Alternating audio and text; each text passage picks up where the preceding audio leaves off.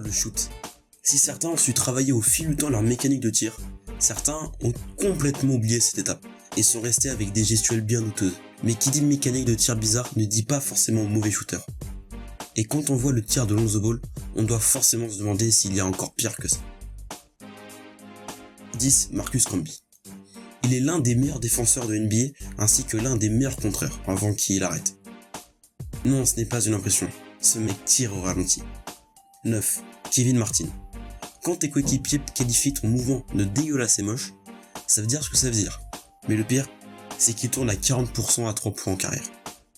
8. Rick Barry. Joueur mythique des Warriors, très bien. Mais pourquoi ça? Pourquoi lancer à la cuillère? Pour information, ce n'est pas interdit dans les règlements NBA, mais c'est la dernière chose qu'on attend de la part d'une légende du basket. 7. Reggie Miller. Et ouais, c'est pas parce que tu fais partie des meilleurs tireurs de l'histoire que ton mouvement est parfait. Il en est le parfait exemple. 6. Joakim Noah. Bon, là on peut pas forcément parler de tireur d'élite. Même avec des lancers francs, il arrive à faire des airballs. Le mec tire à deux mains. On a eu même droit au pire lancer franc de l'histoire. Season left for them to turn it around. Oh my goodness. So just whoa. Oh whoa. It was wide right. That's a Florida State player right there. Oh my goodness. 5. Michael Adams. Pas très connu, voire complètement inconnu, ce mec tire de façon très étrange. La mécanique de tir repose sur sa main droite qui va tout faire. Bill Cartwright, pivot des Bulls du grand Michael Jordan. Peut-être a-t-il peur de se faire contrer. Ça pourrait expliquer l'extension complète de ses bras avant même de tirer. Lonzo Ball.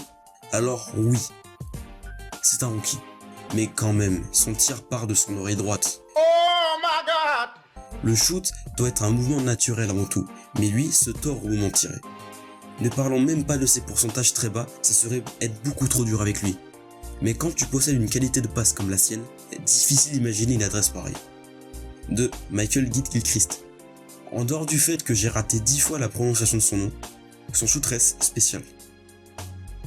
Il possédait probablement le tir le plus hideux de la ligue, de quoi vous donner envie d'arrêter le basket et forcer vos proches à ne jamais le regarder jouer. Depuis quelques années, il a réussi à améliorer son tir au grand bonheur de l'humanité.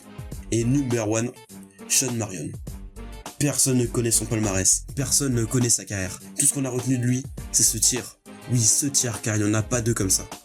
Son tir n'est pas fini. On a l'impression qu'il ne reste que 0,5 secondes au chrono au moment de tirer. Son tir part de son nez. Oh damn! Je vous laisse vous délecter de ce tir qui est magnifique à mon sens.